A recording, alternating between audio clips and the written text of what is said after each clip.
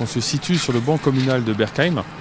Un train a percuté une VL, a priori personne à l'intérieur, et on est actuellement à 1,5 km du point d'impact. Donc nous avons reconnu l'ensemble du site et pas de blessés.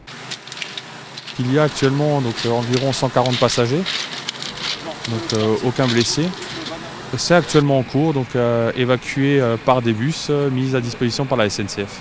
Donc notre intervention à nous a été de s'assurer qu'il n'y avait personne au niveau des voies et entre le point d'impact et l'accident.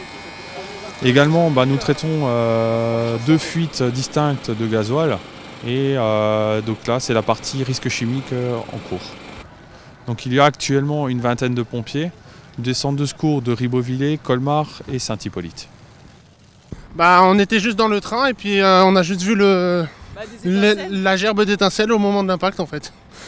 Et après on a juste senti le train s'arrêter plus loin. Mouvementé on va dire, ouais. C'était en fait, il y a eu un léger freinage et puis après il y a eu le choc. C'était pas si intense que ça, j'étais plutôt vers l'arrière du train. Et en fait on entendait plutôt les débris sous les roues du train. C'était plutôt ça je dirais, là où on était à l'arrière. Ouais.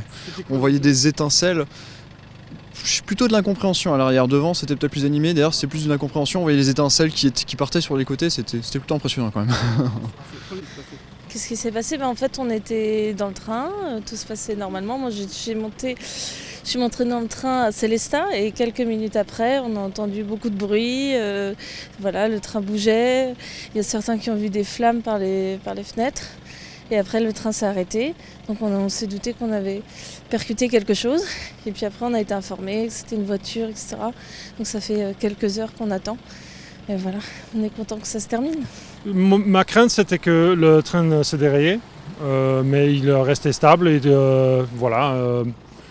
Le pensée immédiat c'était en fait que oui on a frappé quelque chose, on a percuté quelque chose, qui en fait voilà c'était le cas.